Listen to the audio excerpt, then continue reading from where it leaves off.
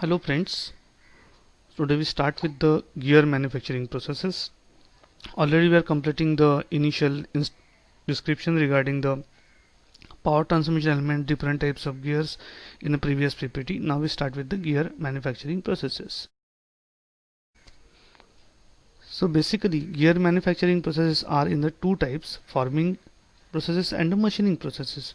So generally in the forming processes the different dies or molds are used to prepare gears.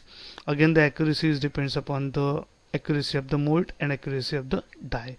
In case of machining processes there are again two types of processes are there, roughing processes and finishing processes. So roughing processes by which the gears are prepared by using different machines like a milling machine, shaping machine, hobbing machine or the rack generation machine. And after all these processes, it means that after all roughing processes or after all forming processes, finishing processes are required in order to increase the quality of the gear by improving the surface properties. Okay, so now forming processes. So what do you mean by forming processes?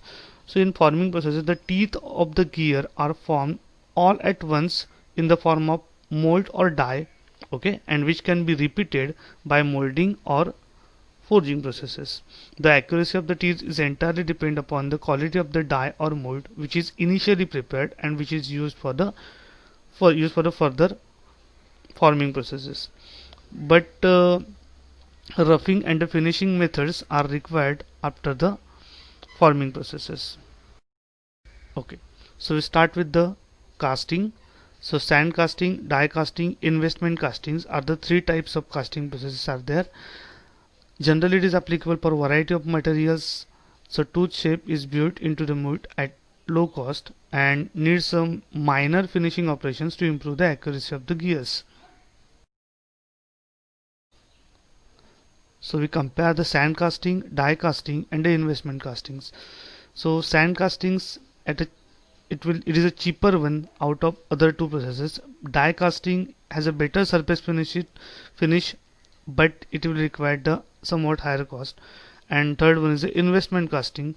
Okay, so investment casting are used for special purpose gears or complicated shaped gears. Okay, those are not used for the general purpose applications. Okay, so start with the sand casting. Of course it's a sand casting, it means that it has a poor surface finish as well as the poor dimensional accuracy. Okay, and finishing processes are required after the sand casting are more. Such kind of sand casted gears can be used for the low speed applications like toys, small appliances, cement mixer barrels, hoist of the gearbox. Okay, then dam gate filling mechanisms where the velocity or the velocity of the operation is very low, we can go for the sand casted gears. So applications or the materials used for sand castings are cast iron, cast steel, bronzes, brass and ceramics. Then we go for the die casting. Die casting gives the better surface finishing, so high tooling cost suited for the large scale. It means that if the production rate is too much high, we can go for a die casting, otherwise it's too much costly applications. It is used in instruments, cameras, business machines, washing machines, gear pumps. It means that die casted gears can be used in these applications and the materials used for the die castings are zinc, aluminium and brass, so non-ferrous materials. Investment castings are used for the already we have discussed. Investment casted gears are used for the special purpose gears. Again accuracy is depend upon the original master pattern which is used for the mold. Okay, next we start with the sintering. The powder metallurgy technique used for the gear manufacturing. It means that a powdered material used for used it will be fitted in the mold which has a high which will supplied with a high temperature, and after the machining you will get the actual gear. So generally the combination cluster gears, different types of gears that can be used for a combined and a keyways can be built in. It means that a special purpose gears like keyways, gears with keyways or gears with clusters likewise are typically prepared by means of the sintering process. Accuracy is similar to the die casting processes, typically suited for a small size gears. So see some sintering process manufactured gears. See the special purpose gears with some cavities, then gears with a small extrudes gears with the specific purpose as shown in the figures. Okay, next one is the injection molding. Generally, this process is used for a non-metallic gears or non or thermoplastic gears like nylon or acetyl gears. Such kind of gears are used in small applications like cameras, projectors, windshield wipers, speedometers, okay, washing machines. Means small size gears or small applications where the small torque is applied. So in such applications, injection molded gears are used. Okay, again the materials that can be molded are nylon, cellulose, acetate, polystyrene, polyamide or phenolics. Next, extruding. Extruding is used for the teeth in the long rods. If you see the side image, the large helical gears in the long rods are prepared by means of extrusion. Okay, again non-ferrous materials or plastic materials can be used for extruding. Generally it is extruded in the long form and then it will be cut according to the face width required. Okay, the materials used are aluminium, copper, noble brass, architectural bronze, prosper bronze. These are the materials generally used for the extruding purpose. Okay, at the bottom just see the different shapes which are extruded for a specific purpose. Okay, the next one is a cold drawing. Cold drawing teaches on a steel rods by drawing them through a hardened dies. It means that a long rod we have to pass through the different dies in order to make a specific shape. Again, same at the previous method. This method is used for the gears in the form of long rods. Okay, and that can be cut for the specific as per the applications for the specific purpose. Then we start with the stamping. In some applications the investment required is too much lesser. It means that affordable investment is too much lesser, and requirement of the products are again lesser. Then we can stamp the gears. It means that we can stamp the specific purpose. We can make a die and we can stamp it on a certain material to prepare a gears. For example, a toy gears, hand operated machine gears, that can be stamped and that can be utilized it for the low speed applications. Then forging process. Yes, it's a big process over there. Forging, it means that the billet, that is a machine component or the material to get to be in the forming in the form of gears, it is a provide in a protective atmospheric billet heating. Okay, then initially used finished die, it will be pressed against that billet. Okay, and then furnished or finished die is pressed again that same billet in a second step, so that you will get the accurate gears. But with the gears formed by this method are then for applied for the machining processes like finishing processes to get the actual or accurate gears. Now we compare the material utilization of the forged and sintered processes. In case of forging, the blank, then the forged from, then after machining, a lot of chips are there which are wasted. So around 36% of material utilization in forged or in forging processes.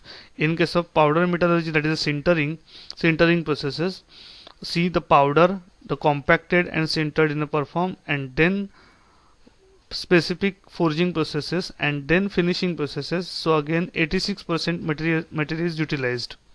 Okay, now we start with the machining processes.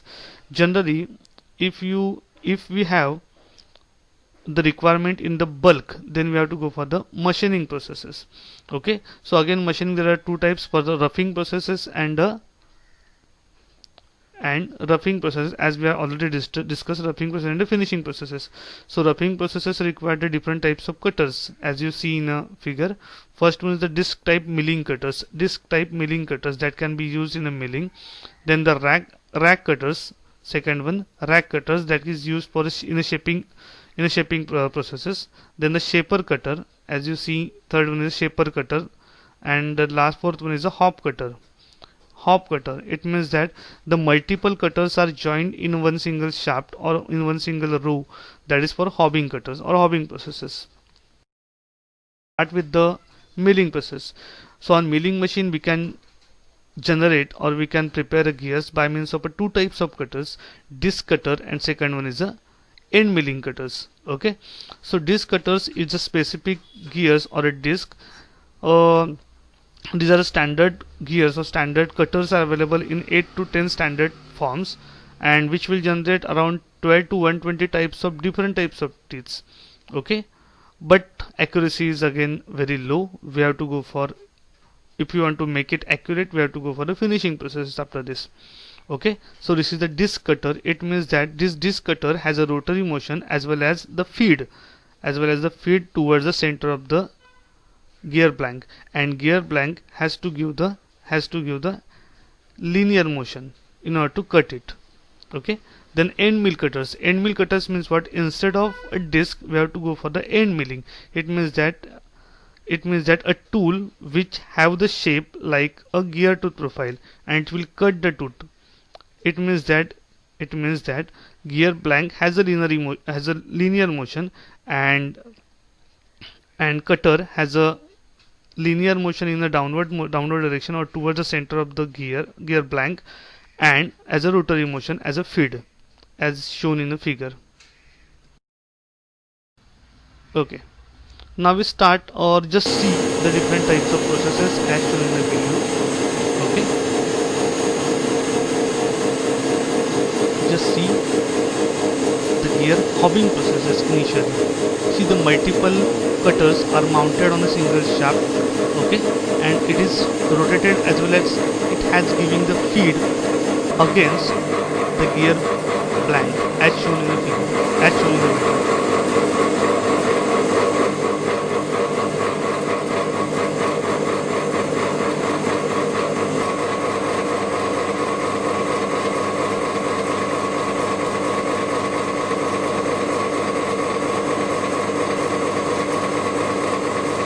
See, step by step the feed is given to the hop cutter as well as the feed is given along the axis to the gear blank.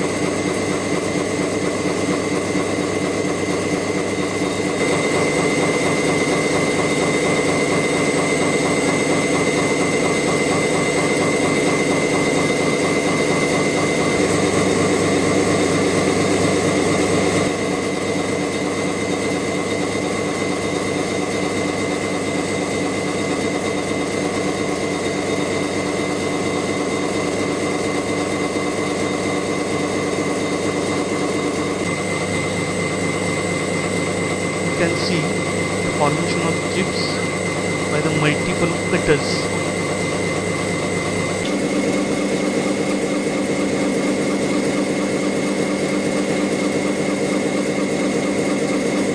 Gear hobbing is one of the accurate process that we see that. First of all, see the video.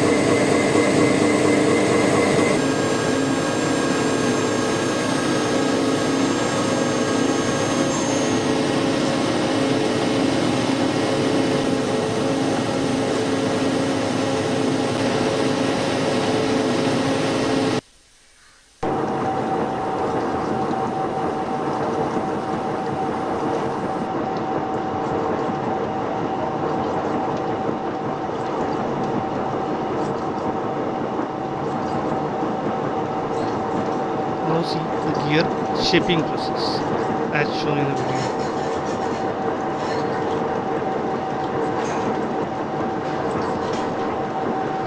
The specific internal gear is shaped created by means of the gear shaping process as shown in the video.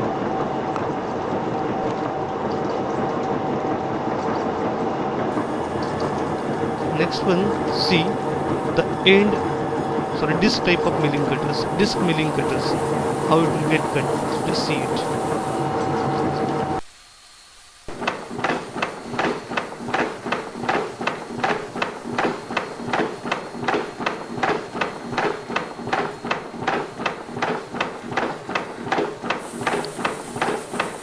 This type of milling cutters used to generate the helical gear as shown in the video.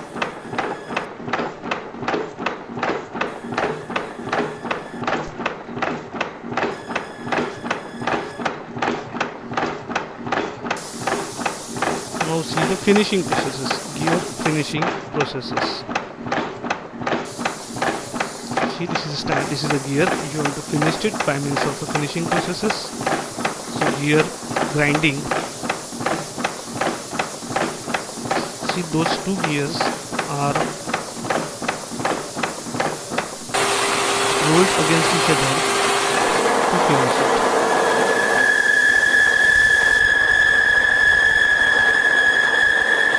Again, some processes are there.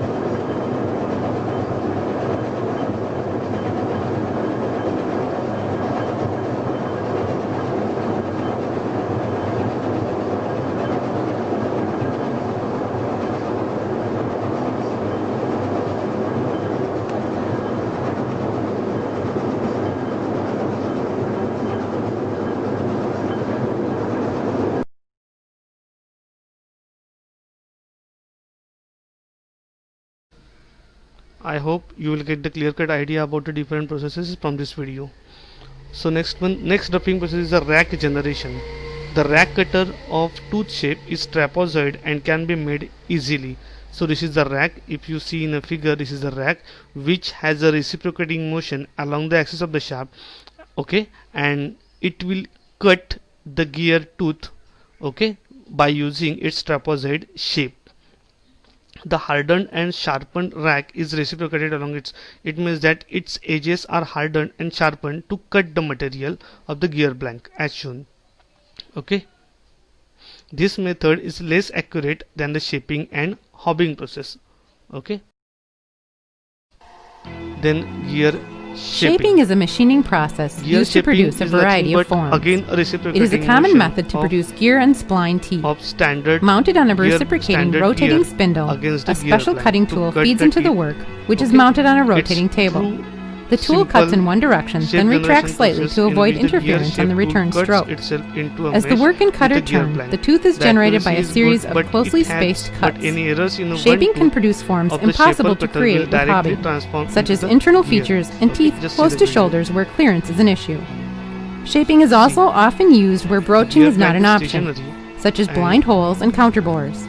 A relief groove is usually required at the bottom of the Yes. hole to allow material removal It and has cutter given clearance. the feed as In well addition as to the an almost rotary infinite motion. variety of involute forms, shaping machines can See produce how sprockets, the timing accurate pulleys, shaped ratchets, gear are different. cams, keyways, and other shapes difficult or impossible to machine conventionally. Gear hobbing. Hob teeth are shaped into a match the tooth space and are interrupted with the grooves to provide the cutting surfaces. Okay, it rotates about an axis normal to the one of the normal to that of the gear blank, cutting into the rotating blank to generate the teeth as shown. It is the most accurate and a roughing process since no repositioning of tool or blank is required. It means that it has, with the help of this hobbing process, we can generate a different variety of gears with a single setting. Okay, excellent surface finish is achieved by this method and widely used for the production of gears. Next, gear. Now we start with the finishing processes. Gear shaving. Gear shaving is similar to the gear shaping process. Okay, but what we did it here, in shaving tools, remove the small amount of materials from the rough material to correct the profile errors and to improve the surface finish. It means that profile errors can be corrected by means of a gear shaving process as shown in the figure. Now next, gear grinding. In a grinding, the contoured grinding wheel is run over the machine surfaces of the gear teeth using the computer control. Already we have seen the video. The another grinding contoured gear wheel is run over the gear wheel which we want to make it correct or which we want to make it the grind. Okay, grinding is used to correct the heat treatment distortion in the gears hardened after the roughing processes. It means that the surface finish can be recovered by means of a grinding process. Then gear burnishing. A high faces at the tooth surface cause the plastic yielding of the gear tooth surface which improves the finish and work hardens the surface creating the beneficial compressive residual stresses. Okay. Then the gear lapping and honing. Lapping and honing both employ as an abrasive impregnated gear or the gear shaped tool that is run against the gear to abrade the surface. It means that just if you have the knowledge about the some polish papers, so similarly the different types of abrasive impregnated gears are available which will be run against the gear which we want to clean it or which we want to finish it. Okay, in both the cases the abrasive tool drive the gears to in what accounts to accelerated and controlled run in improve the surface finish accuracy.